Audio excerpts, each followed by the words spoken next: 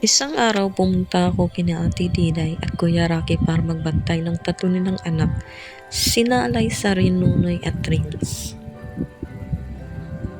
Masaya kaming nagkikwentuhan, naglaro at nagbanding buong araw.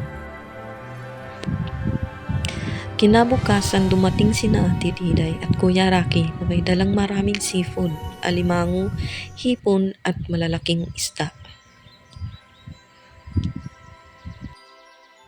May pasalubong kami, masayang sabi ni Kuya Rocky.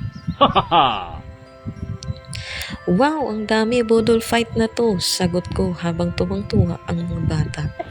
Agad kaming naghanda, nilatag namin ang mga dahon ng saging sa misa, niluto ang mga seafood, inihaw ang mga isda. Ginisa ang alimango at nagluto rin kami ng maraming kanin at naghanda ng sausawan.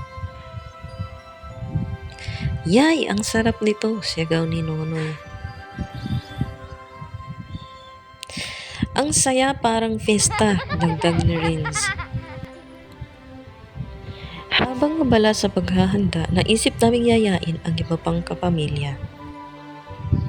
I-text mo sila para sabay-sabay tayo, sabi ni Ate Diday. Nang handa na ang lahat, sabay-sabay kaming naghugas ng kamay at pumesto sa paligid ng misa.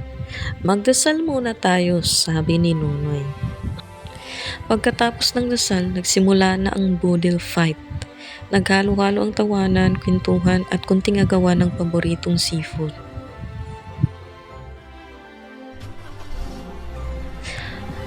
Uy, akin yang alimango, biro ng isang tita.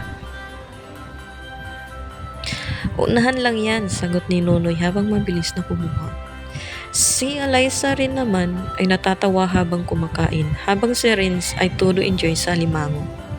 Pinagbastan ko silang lahat, masaya, kumplito at nagkakaisa sa simpleng handa, ramdam na ramdam ang pagmamahala ng pamilya. Pagkatapos kumain, tulong-tulong kaming nagligpit habang patuloy ang kwentuhan at tawanan.